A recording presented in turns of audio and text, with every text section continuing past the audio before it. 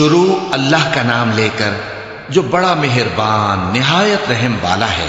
اے چادر میں لپٹنے والے، اٹھو، اب خبردار کرنے لگو اور اپنے پروردگار کی بڑائی بیان کرو، اور اپنے کپڑے پاک رکھو اور شرک کی گندگی سے تو الگ ہی رہو، اور اس نیت سے احسان نہ کرو کہ اس سے زیادہ کے خواہاں ہو، اور اپنے پروردگار کی خاطر صبر کرتے رہو۔ پھر جب سور پھونکا جائے گا تو وہ دن مشکل کا دن ہوگا، یعنی کافروں پر آسان نہ ہوگا۔ مجھے اس شخص سے سمجھ لینے دو جس کو میں نے اکیلا پیدا کیا، اور میں نے اس کو بہت سا مال دیا اور ہر وقت حاضر رہنے والے بیٹے دیے، اور اس کو ہر طرح کے سامان میں وسعت دی، پھر بھی لالچ رکھتا ہے کہ میں اسے اور زیادہ دوں۔ ایسا ہرگز نہیں ہوگا، یہ ہماری آیتوں کا بڑا مخالف رہا ہے۔ میں اسے ایک بڑی چڑھائی چڑھاؤں گا۔ اس نے غور و فکر کیا اور ایک بات ٹھہرا لی، یہ مارا جائے، اس نے کیسی تجویز کی، پھر یہ مارا جائے، اس نے یہ کیسی تجویز کی۔ پھر اس نے نگاہ کی، پھر تیوری چڑھائی اور منہ بگاڑا، پھر پیٹ پھیر کر چلا اور تکبر کیا، پھر کہنے لگا یہ تو جادو ہے جو پہلے لوگوں سے برابر ہوتا آیا ہے۔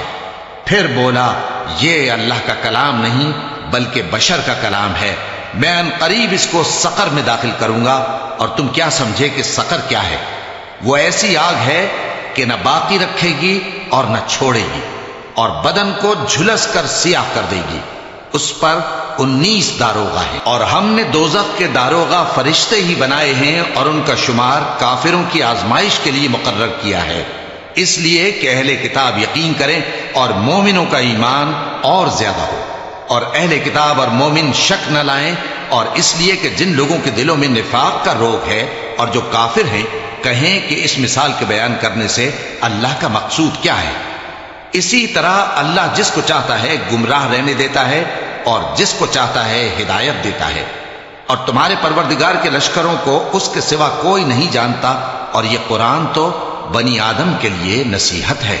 ہاں ہاں، قسم ہے چاند کی اور رات کی جب رخصت ہونے لگے، اور صبح کی جب روشن ہو جائے، کہ وہ آگ ایک بہت بڑی آفت ہے، انسان کے لیے ڈر کی چیز، یعنی اس شخص کے لیے جو تم میں سے آگے بڑھنا چاہے یا پیچھے رہنا چاہے۔ ہر شخص اپنے کرتوتوں کے باعث گرفتار ہوگا، مگر داہنی طرف والے نیک لوگ جنتوں میں ہوں گے اور پوچھتے ہوں گے، یعنی آگ میں جلنے والے گناہگاروں سے، کہ تم دوزخ میں کیوں پڑے؟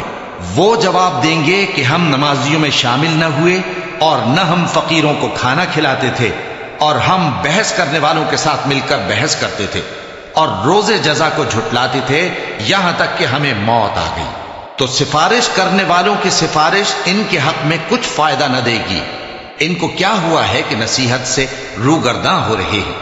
گویا گدھے ہیں کہ بدک جاتے ہیں جو شیر سے ڈر کر بھاگ جاتے ہیں۔ اصل یہ ہے کہ ان میں سے ہر شخص یہ چاہتا ہے کہ اس کے پاس کھلی ہوئی کتاب آئے، ایسا ہرگز نہیں ہوگا۔ حقیقت یہ ہے کہ ان کو آخرت کا خوف ہی نہیں۔ کچھ شک نہیں کہ یہ قرآن نصیحت ہے، تو جو چاہے اسے یاد رکھے، اور یاد بھی تبھی رکھیں گے جب اللہ چاہے۔